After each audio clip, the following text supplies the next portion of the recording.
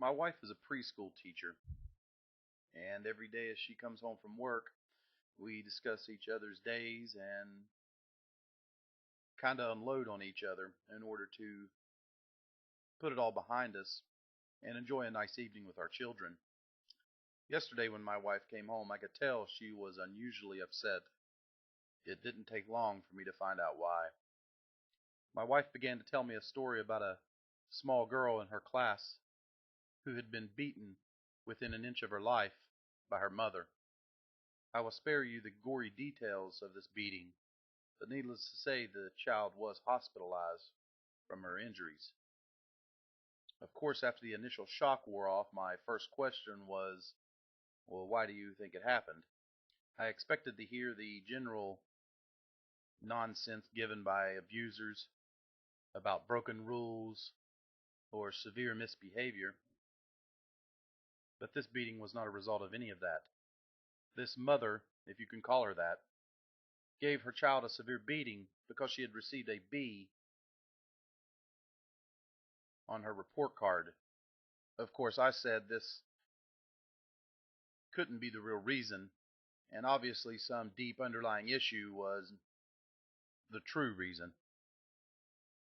But that's when my wife informed me that the mother herself admitted the reason she had beaten her child within an inch of her life was the fact that she had received unsatisfactory grades and had performed below expectations.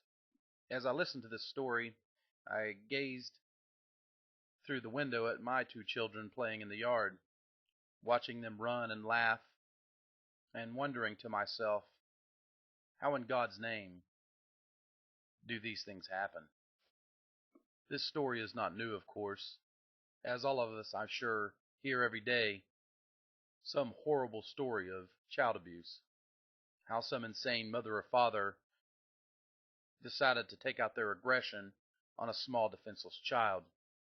Of all things in this world, I think child abuse puzzles me the most. When I think of how much I love my own children and how I would lay down my life in an instant for either one of them, how no effort is too great or sacrifice too substantial so that their happiness may grow with each day.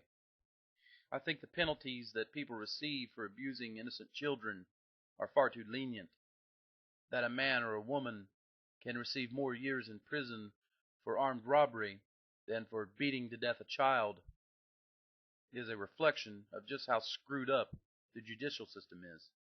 I think no mercy should be shown to a man or a woman who abuses a child. I believe years in prison should be calculated in decades and not years.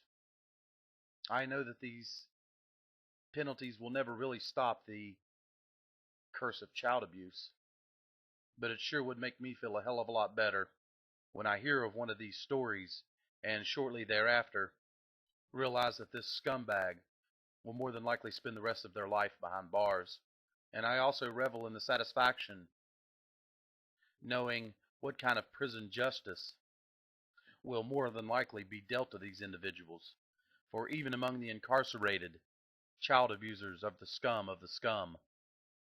I hope that any of you listening to this who have been abused yourselves have the satisfaction of that person getting their just due.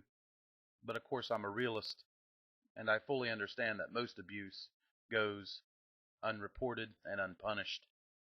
All I know that is if there is a God, I wouldn't want to stand before the mighty throne of judgment and explain why I hurt one of God's precious creations.